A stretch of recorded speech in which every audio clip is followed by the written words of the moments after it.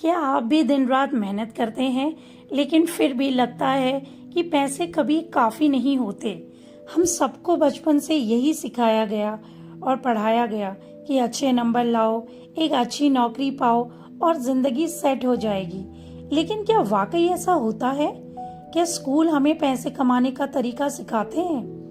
नमस्कार साथियों, स्वागत है आपका मेरे चैनल बुक नोक पर, जहां हम बताते हैं जीवन से जुड़े कुछ ऐसे सबक जो हमें ज़रूर सीखने चाहिए और इनको सीखने के बाद आप खुद में बड़ा बदलाव देखेंगे।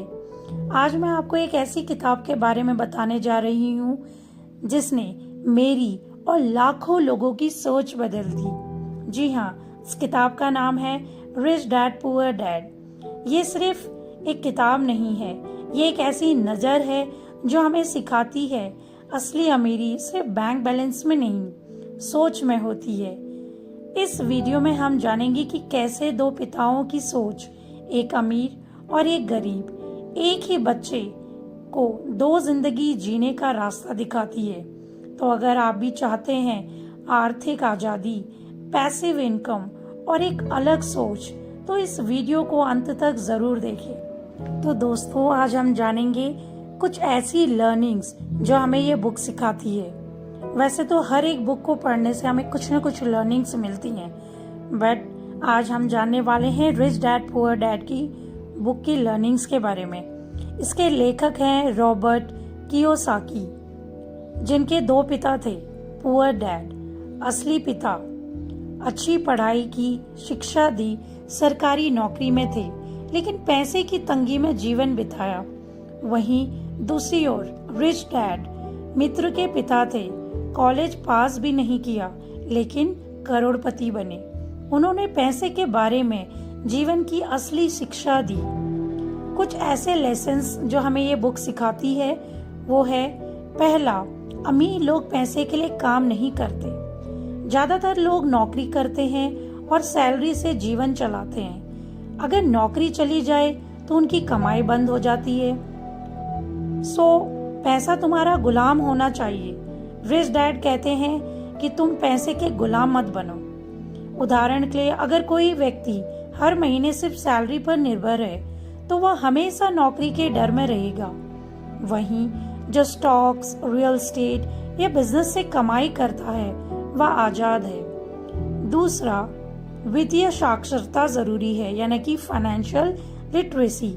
अमीर बनने के लिए सिर्फ पैसा कमाना काफी नहीं है, आपको उसे बचाना और सही जगह निवेश करना आना चाहिए। एसेट्स होते हैं प्लस पॉइंट, जो कि आपकी तरफ पैसा खींचते हैं, वो चीजें जो आपके लिए पैसा कमाती है। उदाहरण के लिए, किराए पर दिया गया घर, शेयर मार्केट या फिर बिजनेस। लायबिलिटीज होती हैं जो माइनस पॉइंट होता है, जो आपसे पैसे को काफी दूर ले जाती हैं, वो चीजें जो आपका पैसा खींचता है।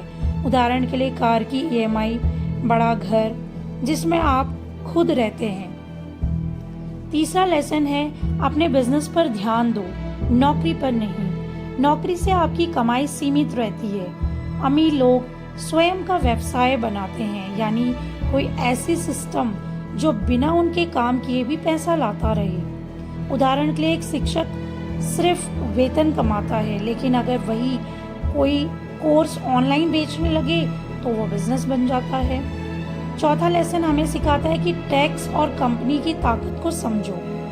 अमीर लोग कानून को समझते हैं और उसका लाभ उठाते हैं। वे कंपनियों के माध्यम से खर्च करते हैं और टैक्स कम देते हैं। उदाहरण के लिए, कंपनी के खर्च, कार, ट्रैवल, खाना पहले कटते हैं, फिर टैक्स लगता है।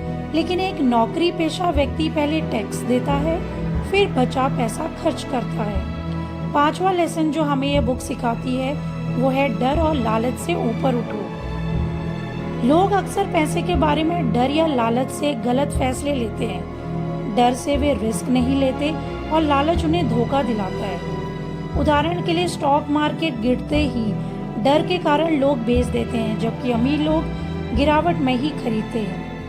नेक्स्ट लेसन जो हमें ये बुक सिखाती है कि सीखते रहो, खुद को अपडेट करो। सिर्फ पैसे के लिए काम मत करो, ऐसी नौकरी या अनुभव लो जिससे नई स्किल्स आए, जैसे सेल्स, मार्केटिंग, मैनेजमेंट, अकाउंटिंग।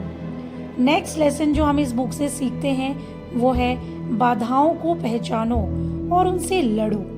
हमारे अंदर की 5 बाधाएं हैं: डर, आलस, बुरी आदतें, अहंकार और संदेह। हमें आर्थिक सफलता से रोकती है।